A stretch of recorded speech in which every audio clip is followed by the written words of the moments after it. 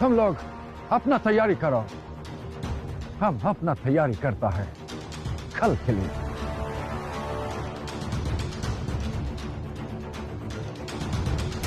भीम, वो लोग जरूर कुछ बच्चों पर हमला करेंगे, लेकिन हम इतने सारे बच्चों को कैसे बचा पाएंगे? नहीं बाबा, मुझे ऐसा लगता है कि वो दोनों कुछ अलग ही योजना बनाएंगे। नरोत्तम, हमला उन लड़कों पर नहीं होगा। हमला इस अंग्रेज पर होगा।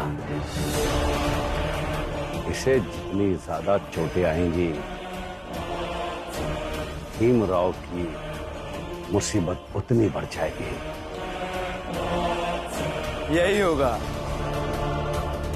बिल्कुल यही होगा प्रचंडदेव जी। और इसी के साथ उस भीमराव का कॉलेज खुलवाने का इरादा ही रह जाएगा। और इसीलिए हमें बचाना कॉलेज के बच्चों को नहीं है, बल्कि बचाना है उस अंग्रेजी अधिकारी को। लेकिन भीम, अगर हमें उस अंग्रेजी अधिकारी को बचाना है तो हमें उस पर नजर रखनी होगी, और किसी को भनक भी लग गई तो हमारी योजना फंस सकती है। फंस सकती है बाला भैया, जरूर फंस सकती है, लेकिन फंसने नहीं देनी है किसी भी हाल पर। लेकिन भीम भाव, वो हम करेंगे कैसे?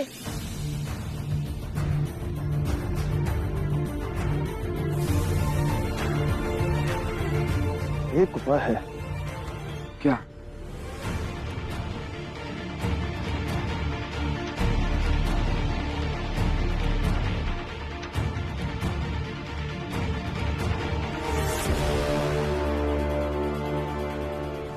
ठीक है बाबा।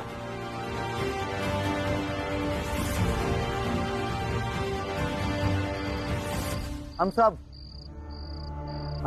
सुबह अपने अपने घर से जल्दी निकलेंगे और उस अंग्रेज ऑफिसर के ऑफिस के बाहर जाकर उसका इंतजार करेंगे। जब वो ऑफिसर अपने ऑफिस से निकलकर कॉलेज की तरफ जाएगा, तब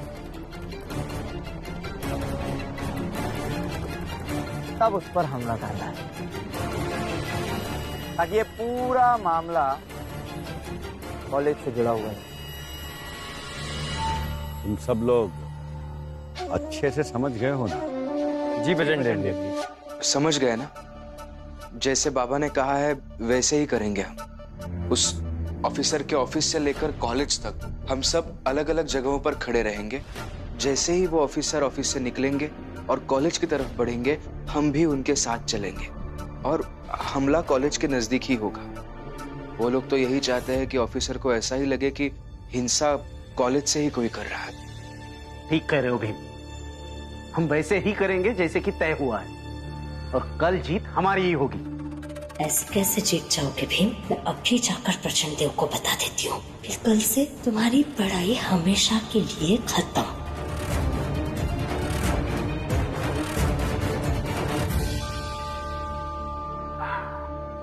चलो सब लोग खाना खा लो।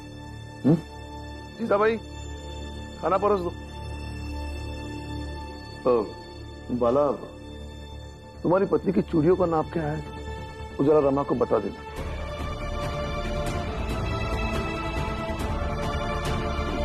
पर क्यों बाबा? तुमने तो अपना धर्म निभाया नहीं, लेकिन हम तो अपना धर्म निभाना जानते हैं। तुमने शादी की, लेकिन हमें बताया नहीं। कोई बात नहीं, रमा और लक्ष्मी तुम्हारी पत्नी से मिलने जाएंगे, तो चूड़ियां देने की परंपरा है। भैया, मैं भी इन लोगों के साथ चली जाती हूँ। मेरा तीनों बहुओं को एक साथ देखने का सपना पूरा हो जाएगा। हाँ मीरा, बिल्कुल चली जाना। जीजा भाई, क्या हुआ? खाना मिलेगा या नहीं? जीजा भाई। बाबा, मैं खाना परोस देती हूँ। और बाला भैया, आप खाना खाकर ही जाइएगा। तो जीजाबाई इतनी रात को कहाँ चली गई?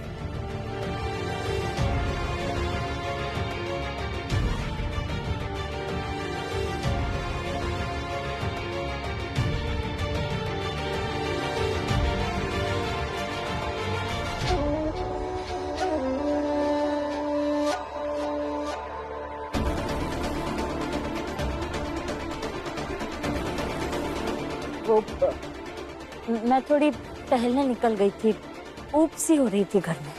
अच्छा, कोई बात नहीं जीजाबाई, लेकिन इत्तेफाक तो देखो, जिस रास्ते पर तुम टहलने के लिए जा रही हो वो रास्ता प्रचंड देव के घर की तरफ जाता है। ऐसा कुछ नहीं है। ऐसा ही है। मैं तुम्हें वर्षों से जानता हूं। खैर, मैं तुम्हें यहाँ डांटने या समझाने नहीं आया हूं, बल्कि तुम्हारा खाना लेकर आया हूं। आज तो मैं तुम्हें अपने हाथों से खिलाऊंगा। चल, आज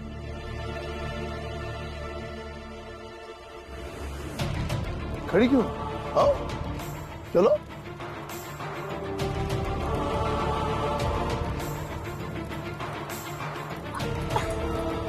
आ रही हूँ मैं। बैठ।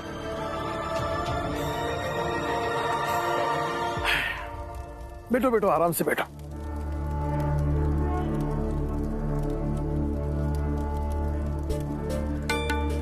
मैं खा लूंगी खुद।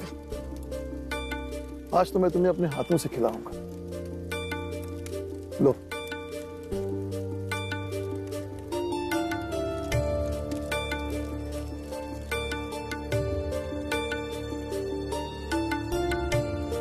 सब्जी कैसी बनी है बता?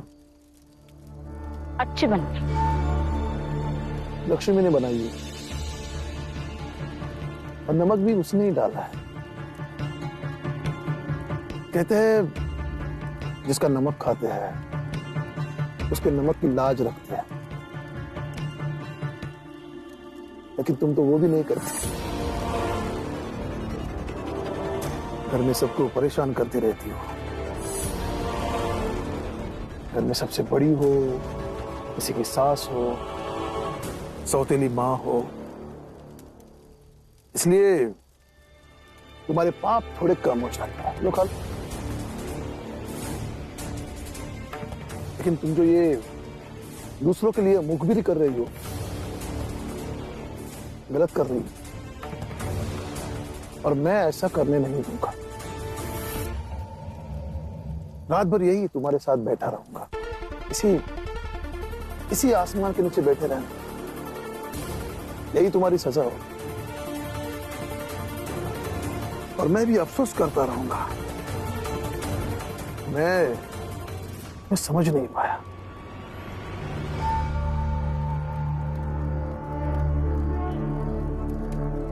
आपकी इन भारी भरकम बातों से कोई फर्क नहीं पड़ने वाला है मुझे, क्योंकि मेरा मन पहले ही उखड़ चुका है। और आप चाहे जितनी भी बार मुझे समझा लीजिए, लेकिन मेरे मन में बरसों से जो भीम के लिए नफरत पनप रही है ना, नहीं बदल सकती। कोई बात नहीं, नहीं बदल रही है ना, कोई बात नहीं। लो खा खा लूंगी मैं।